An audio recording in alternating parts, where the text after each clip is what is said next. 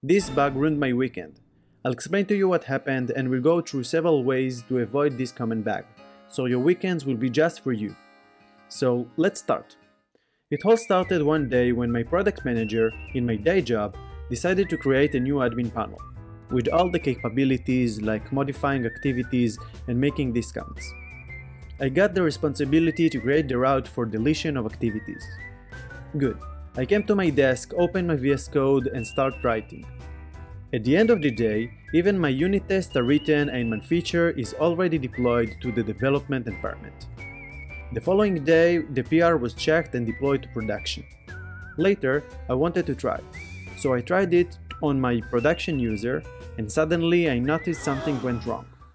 I opened Datadog and realized what happened. The route was deleting the whole activities of the business. I didn't blink and I received a Slack message about the important customer reporting this bug and his whole activities were deleted. Okay, I took a deep breath and reverted the code to make sure it won't happen to another customer.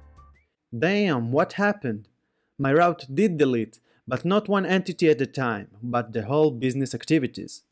So I had to restore the database, but the latest snap was almost a day before. So after restoring its activities, I had to manually add each activity that was created in the business in the last 24 hours. It felt bad, and of course, because the customer is so important and rich, the whole company was angry and waited for the hotfix. Sound sucks, huh? So how can we make sure this will not happen again? And of course, you won't make this mistake. I've collected 4 practical tips that will avoid this critical bug.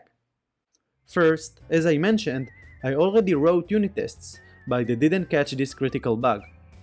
We could catch it if I was creating another entity for the same business, so when we get to this request, one entity should be deleted and one should not be touched.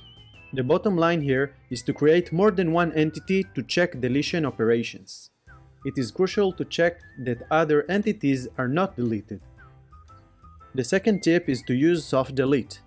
It means that when we delete, it doesn't really delete the entity, but add a date attribute to a column usually named deleted at. If the entity has deleted that attribute, it's considered to be deleted. Every relational database has its implementation to soft delete, so check the documentation. Before we continue to the next tip, if you are here, please hit the like button and help the YouTube algorithm make sure we provide these valuable tips to all the developers. The third tip is kinda obvious, but we still need to mention it. Check your features on the development environment.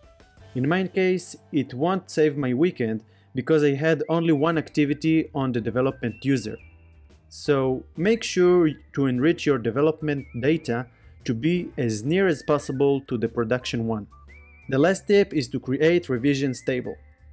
The goal here is to save every modification you do in your database, so you know what happened to each entity, and if something like this bug happens, we can restore the data very fast. It is also valuable for security issues. If you choose to do so, make sure to create revision with a transaction, so there is no problematic state when you modify your entity but you still don't have a revision. It's all or nothing.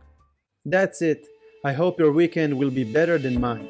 Sub for more backend tips like this.